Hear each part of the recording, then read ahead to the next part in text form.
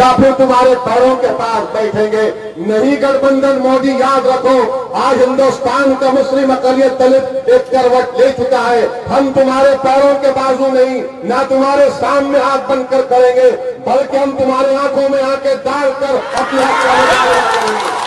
तुम हमको नहीं बाजू बिठाओगे, हमको जरूरत नहीं है। इंशाअल्लाह ताला वो दिन जरूर आप देखेंगे, सीमांचल की गरीब आवाम देखेगी, जब यही अख्तरुल ईमान को ऊपर नीतीश कुमार अपने बाजू बिठाएगा कि बोलो सीमांचल के बारे में क्या करना खड़ा हो जाए, जो मोदी को के सामने खड़े होकर कहे कि हमसे इंसाफ करना है, हिंदुस्तान मेरा मुल्क है। बताओ ऐसी क़यादत की आपको जरूरत है। हमने 65 साल से इन गुलामों का साथ दिया, इन जालिमों का साथ दिया।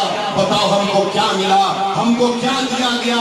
सिर्फ एक लॉलीपॉप दिया गया, ये कहकर के सेकुलरिज्म का लॉलीपॉप है, तुम चूसते रहो। जब हमने कहा नौकरी चाहिए तो कहा सेकुलरिज्म का लॉलीपॉप ले लो। जब हमने कहा सीमांचल से इंसाफ करो तो कहा ये खिलौना ले लो। जब हमने कहा यूनिवर्सिटी चाहिए सीमांचल से तो कहा हम तुम्हारे को जमीन दे देंगे। मेरे अजीज दोस्तों, जितना हक दूसरों का बनता है उतना हक बिहार और सीमांचल के गरीब मुसलमानों का बनता है। इस तरफ कॉम्प्रोमाइज नहीं किया जा सकता। बहुत जुल्म हो चुका, बहुत जुल्म हो चुका। 65-70 साल गुजर चुके हैं। मैं सीमांचल के मुख्तलिफ इलाके जात का दौरा कर रहा हूँ, मुख्तलिफ गाँव को जा रहा हूँ, खून की आंसू रो रहा हूँ। यकीन मानो पिछले 10-12 दिन से अल्लाह जानता है मुझे रात में नींद नहीं आती, मुझे रात में नींद नहीं आती कि किस तरह से इस इलाके को नजरअंदाज कर दिया गया।